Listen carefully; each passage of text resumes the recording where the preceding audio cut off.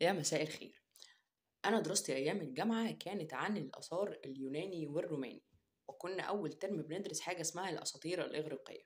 فأنا بحب صراحة الأساطير جدا، هي تبان إن هي هزلية وحاجة لا يصدقها عقل، ولكن أنا عن نفسي بحبها. فأنا حابب أشارك معاكم أسطورة من ضمن الأساطير دي. الأسطورة بتتكلم عن مين؟ عن الإله ديونيسوس أو باكوس.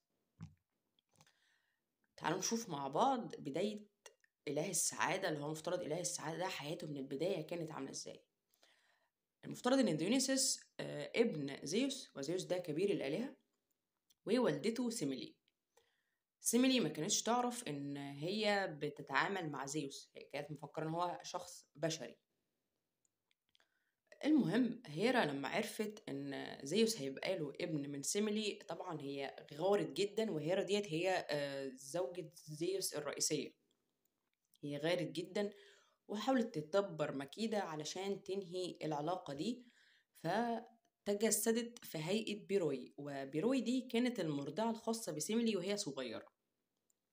وراحت لها وقالت لها إن أبو ابنك ده زيوس كبير الآلهة، ده مش شخص بشري زي ما انتي مفكرة، وتقدري تتأكدي بنفسك.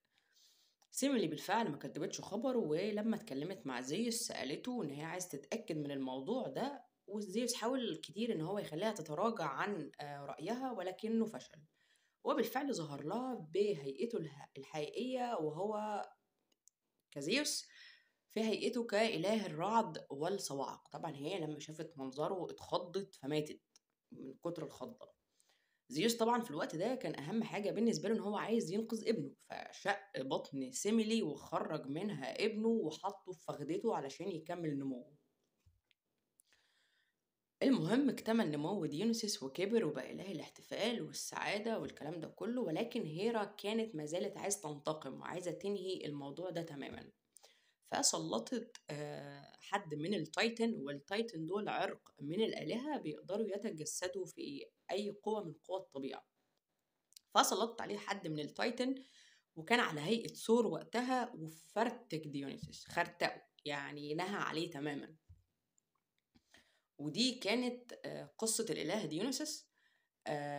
أسطورة كده صغيرة قلت أشاركها معاكم. فلو انتوا حابين إن احنا نتكلم عن أساطير تانية أكتر، نقدر إن احنا نقول ده. أتمنى إن الفيديو يعجبكم،